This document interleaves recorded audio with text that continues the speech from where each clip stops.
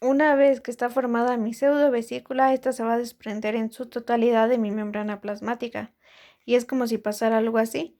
Le robo un cachito a mi membrana plasmática y obtengo una vesícula con un contenido adentro que necesita pasar, ya sea hacia adentro o hacia afuera de la célula. Esto como tal, a mi pedazo de membrana que está en una formación radial, rodeando a unas moléculas o algo que necesito meter o sacar de la célula, se le llama endosoma. Y tiene lógica porque lo que yo estoy llevando a cabo es una endocitosis. Entonces estoy pasando un contenido desde el líquido extracelular a través de una membrana invaginada que lo rodea hacia el medio interno. Ahora vamos a ver qué es lo que pasa en la fagocitosis.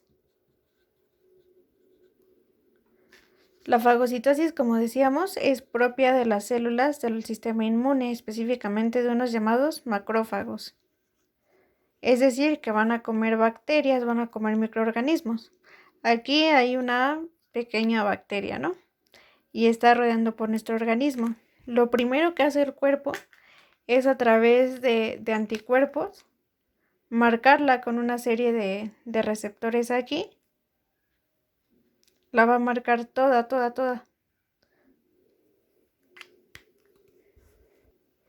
Estas moléculas, no importa ahorita tanto su nombre, pero pues si alguien quiere saber, se llaman opsoninas.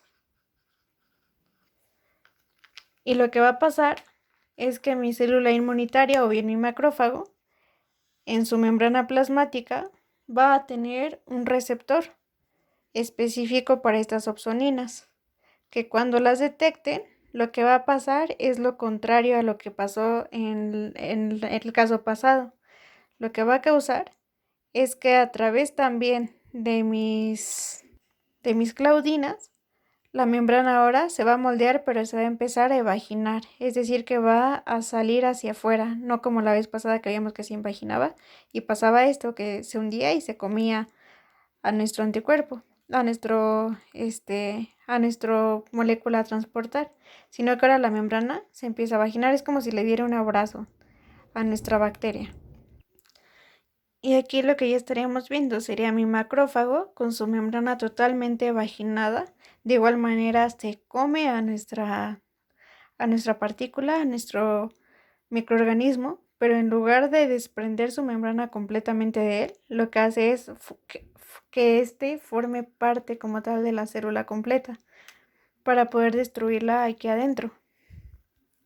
Y siempre, siempre voy a tener o a conservar a mi bacteria con sus opsoninas, que era el receptor, o más bien el marcaje que le dábamos para saber que lo teníamos que destruir. A estos bracitos que le salieron a mi macrófago los llamamos pseudópodos. Y este es otro tipo de endosoma. Es decir, es un cuerpo que también está endocitando o metiendo algo a una célula. Ahora, supongamos que por pinocitosis yo ya tengo a mi vesícula, ¿no? Ya logró atravesar del medio extracelular al medio intracelular. No se puede quedar ahí. Dentro de los organelos que también tienen membrana, tenemos a nuestro aparato de Golgi. Este aparato de Golgi tiene una serie de caras que vamos a ver más adelante, pero por el momento nos importa, digamos que su última cara, ya que esta, como este organelo se encarga de empaquetar a las proteínas, va a tener en esta membrana unas proteínas muy especiales, que son proteínas lisosomales. No se les olvide que estamos en Golgi. En esta cara va a tener proteínas lisosomales. Las proteínas lisosomales pues están acostumbradas a vivir en un medio ácido porque se encargan de degradar. El aparato de Golgi nos va a estar formando a través de una evaginación de su membrana, es decir, va a formar otra vesiculita con estas proteínas lisosomales, y esto va a ser como el estómago de nuestra célula, es decir, que se va a encargar de digerir todo lo que entre en la célula.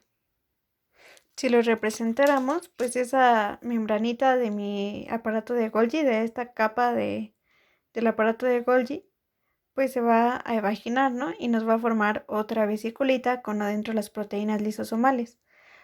Como en esta vesícula, que llamábamos endosoma porque había metido algo desde afuera hacia dentro de mi célula, esta vesiculita que formamos se tiene que encontrar con estas proteínas lisosomales que van a degradar a los lípidos, en este caso que está cargando esta vesícula.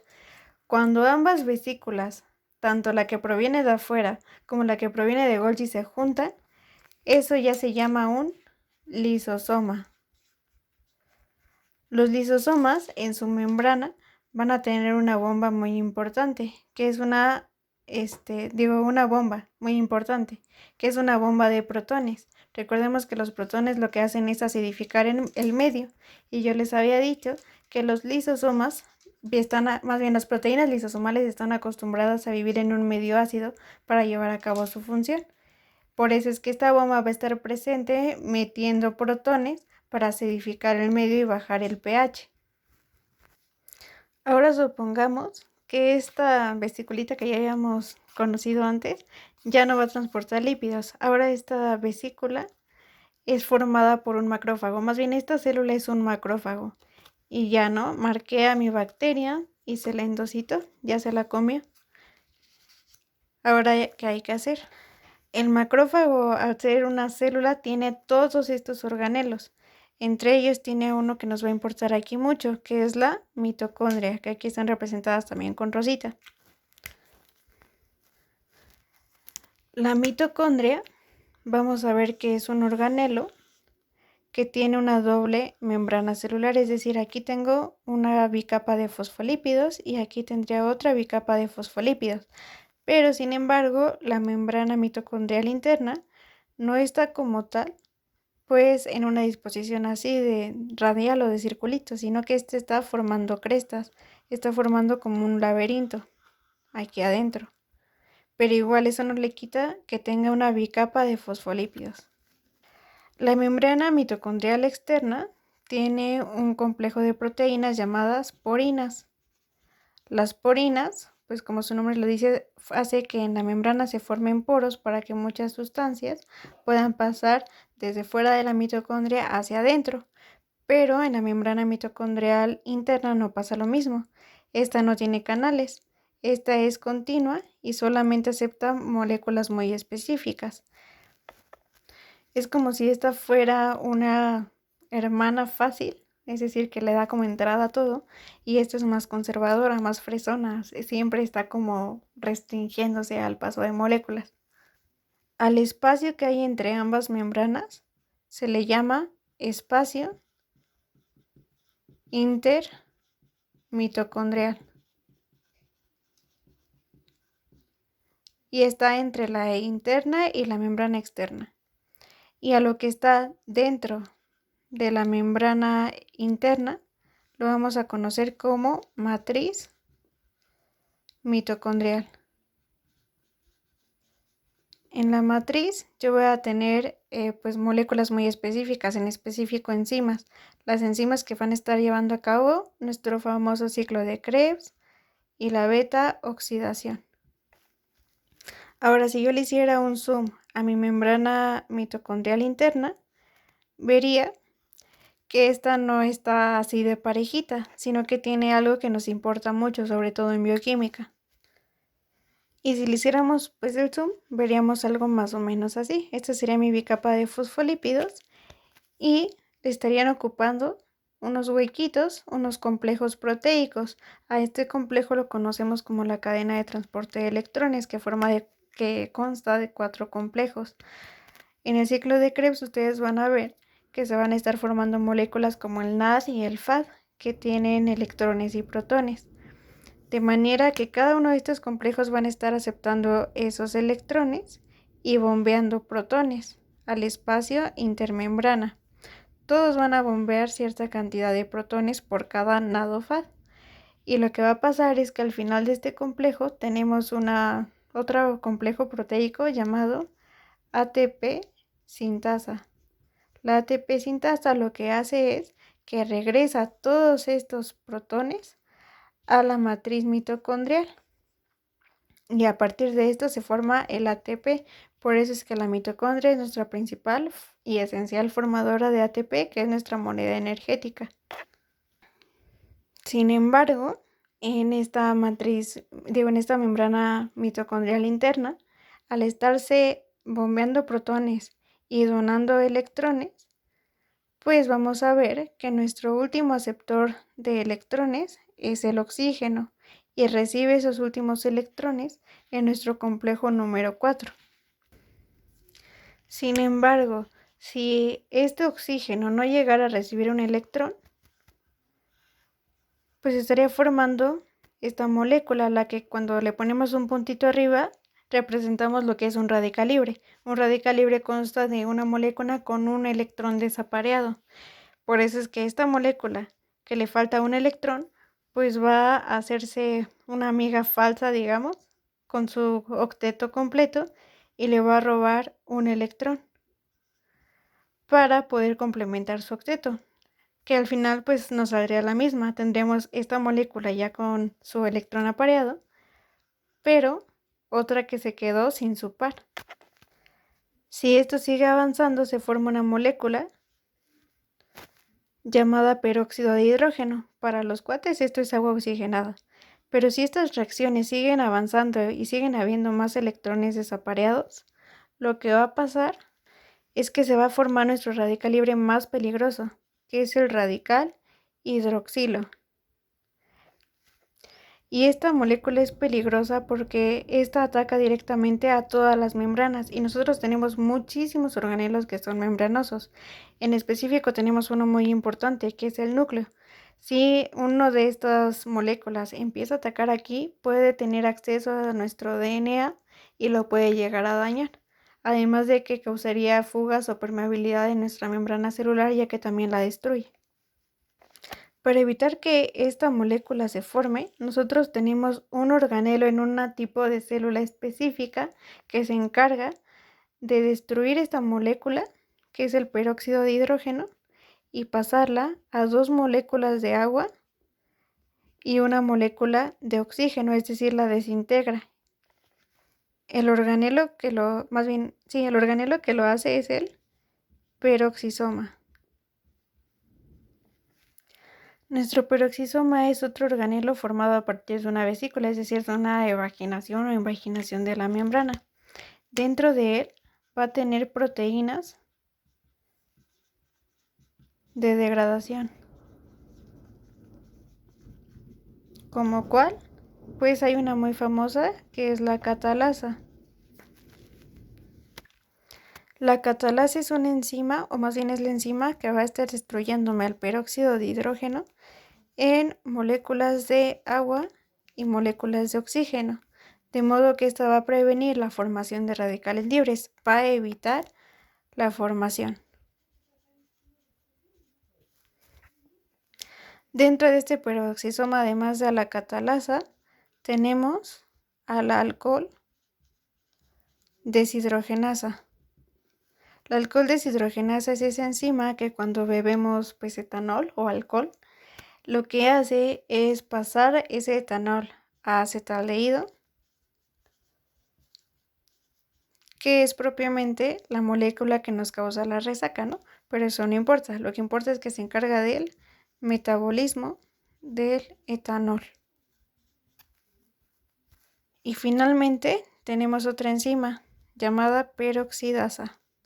Esa es pues muy propia de los macrófagos.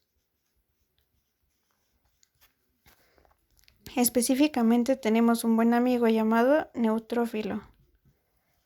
Este es una célula del sistema inmune que se encarga de endocitar bacterias. Entonces lo que va a pasar es esto. Vamos a marcar a nuestra bacteria, la vamos a fagocitar, va a empezar a evaginar la membrana, se la come y la mete pues a la célula, ¿no? Y bueno, en nuestro peroxisoma vamos a tener a la peroxidasa, que entonces lo que va a hacer es empezar a juntar muchas moléculas de peróxido de hidrógeno para empezar a potenciar la cantidad de radicales hidroxilo, es decir, de la molécula más peligrosa, ¿Por qué? Porque si yo acorralo a mi bacteria aquí y tengo esta enzima que me potencie esta molécula, lo que hace es que la molécula del el radical hidroxilo va a estar atacando a la membrana de mi bacteria, por lo tanto, la va a estar degradando y la voy a estar atacando con muchos radicales hidroxilo, no solamente con uno. Va a haber una gran cantidad, de modo que nuestra célula pues se va a morir, ¿no? Pero a la vez, el macrófago también tiene membrana, por lo tanto, este también va a morir. Por eso esta célula es como nuestro superhéroe que da la vida por nosotros. Ahora vamos a empezar de adentro hacia afuera. Vamos a empezar por nuestro núcleo. El núcleo celular está formado por una bicapa de membrana. Sin embargo, esta membrana no va a ser continua, va a tener unos pequeños hoyitos. Estos hoyitos son conocidos como complejo de poro. Y ya vimos que está formada por varios anillos y por varias moléculas. Como sabemos, dentro de nuestro núcleo tenemos lo más valioso que tiene el ser humano, que es el genoma, es decir, el ADN, donde están codificadas todas las proteínas que son necesarias para que nuestro organismo funcione. Pero también tenemos otro suborganelo llamado nucleolo. Y todo esto a su vez nos forma el núcleo celular.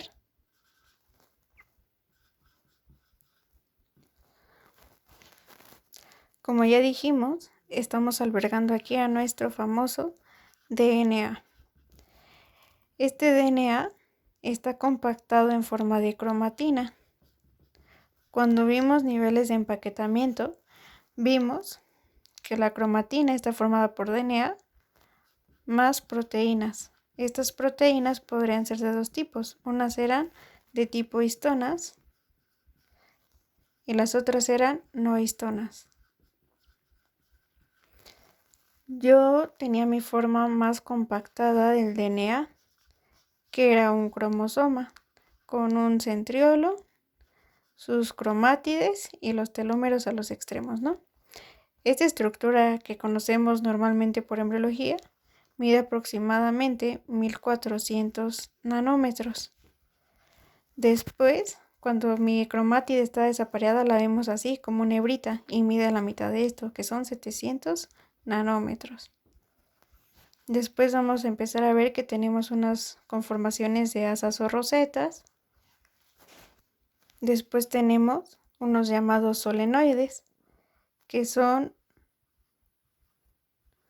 un anillito que se forma más o menos así y mide aproximadamente 300 nanómetros. Y finalmente yo tenía a una de las estructuras más pequeñas, que era nuestro nucleosoma. Este complejo estaba pues enredando a una de mis cadenas de ADN en un complejo llamado octámero de 8 moléculas histonas. Ya veíamos que histonas tenemos H2A, H2B y más, ¿no? Y estas son las que me están formando a nuestro octámero, excepto una que es el tipo H1, que es histona de tipo 1, que está en nuestros extremos, es decir, aquí, del nucleosoma, delimitando propiamente esa estructura. Y vimos que nosotros cuando vemos a nuestro nucleosoma al microscopio se ve como un collar de perlas. Se ve una secuencia más o menos así. Y finalmente de aquí, bueno, esto mide aproximadamente 11 nanómetros. Y de aquí pues ya tenemos a nuestro modo menos empaquetado de RNA, que es lo que conocemos como la doble hélice, ¿no? Con sus bases nitrogenadas, que si recordamos rápidamente, pues son adenina, siempre se parea con timina, con 2 puentes de hidrógeno entre ellas. La adenina es un tipo de purina que tiene 2 anillos conformándola. La timina es una pirimidina que solo tiene un anillo. En el grupo de las purinas, que son las de doble anillo, también tenemos a la guanina, que se une con 3 puentes de hidrógeno a una citosina, que es una pirimidina con un solo anillo. Cuando yo paso de DNA a RNA, que es nuestro otro ácido nucleico, esta timina la voy a cambiar por un uracilo, que es del mismo grupo de las pirimidinas. Entrando en detalles del núcleo, específicamente de la cromatina, vamos a ver que yo tengo una cromatina muy compactada. A este tipo de cromatina se le llama heterocromatina. Y al microscopio se ve electrón densa. Eso quiere decir que mi DNA no se está transcribiendo, no está muy activo. Por lo tanto, yo no puedo leer el código genético que está contenido en él porque eso está muy amarrado. Por eso es que se ve muy denso. Si no está tan compactado o menos compactado, eso yo lo conozco como eucromatina. La eucromatina o cromatina verdadera se ve electrón lúcida. Estas dos definiciones hacen referencia al microscopio electrónico de transferencia o de transmisión. Y en este caso mi ADN está relajado. ¿Por qué? Porque se está transcribiendo, es decir, que estamos buscando una proteína para codificar o estamos buscando un gen. Por lo tanto, está abierto. Ya nada más del núcleo podríamos mencionar que en el nucleolo pues yo tengo la maquinaria que codifica para formar otro organelo diferente, que son los ribosomas, que los vamos a ver más tarde.